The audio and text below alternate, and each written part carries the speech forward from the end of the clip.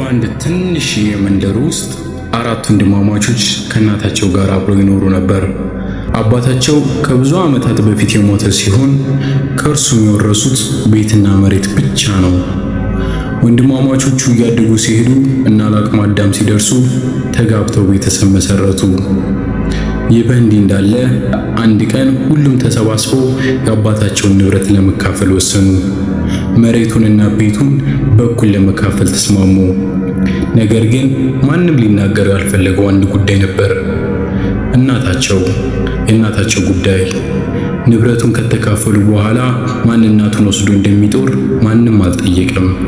እያንዳንዱ ልጅ ሌላውን እንዲናገር በጸጥታ ይጠብቅ ነበር። ይህንን ጸጥታ ታናሽ ወንድማቸው አስተውሎ ጸጥታውን ሰበረው። በቀስታ እንዲህ አለ፣ ውድ ወንድሞቼ አንድ ሐሳብ አለኝ። ከተስማማችሁ እባካችሁ ስሙኝ አላቸው።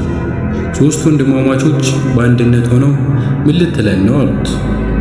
ትንሽ ወንድማቸው እንዲህ አለ፣ እናታችንን ለኔ ስጡኝ፣ በንብረቱ ፋንታ የመሬትና የቤት ድርሻዬን ሁሉ ሰዱ። እኔ እርሷን እስከ ሕይወት መጨረሻ ተንከባክቤ ይዛታለሁ አለ። ሦስቱ ወንድማማቾች ለአፍታ ተደናገጡ። ለእነርሱ ይህ በጣም ጥሩ ዕድል መስሏቸው ነበርና ፈገግ አሉ። ብዙ መሬት፣ ብዙ ንብረት እና የእናት ኃላፊነት የሌለበት ሕይወት። ወዲያውኑ ተስማሙ። በዚያው ቀን ትንሽ ወንድማቸው መሬት የሌለው፣ ቤት የሌለው፣ ንብረት የሌለው ነገር ግን እናቱን ይዞ ወደ ቤቱ ተመለሰ።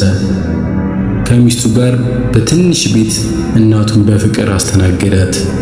ቀን ሲሰራ ውሎ ሌሊት ደግሞ እናቱን ይንከባከባት ነበር። አይደክምም፣ አይቆጣም፣ አይሰላችም። እንደዚህ የኖሩ ብዙ ዓመታት አለፈ። አንድ ቀን ታዲያ እናቱ ታመመች። ትንሹ ልጅ እስከ መጨረሻው ድረስ ከሷ ጎን አልተለየም ነበር። እናቱ በሰላም አረፈች።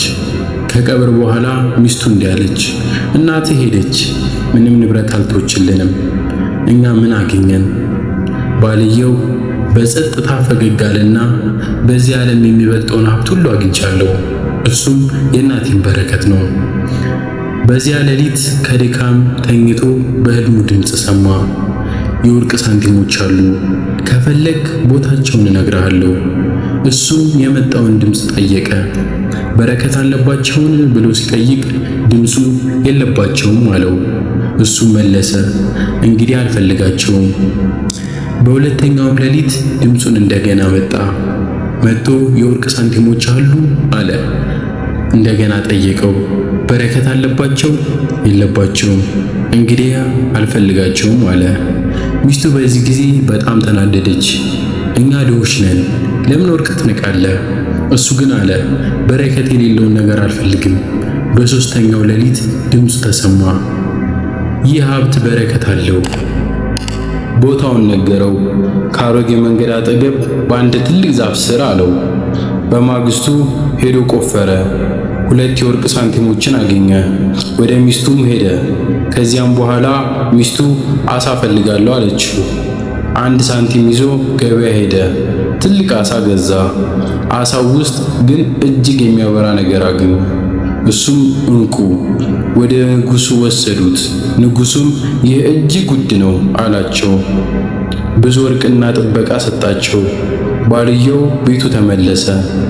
ይህ ሀብት ከመሬት አይደለም፣ የእናቴ በረከት ነው አለ።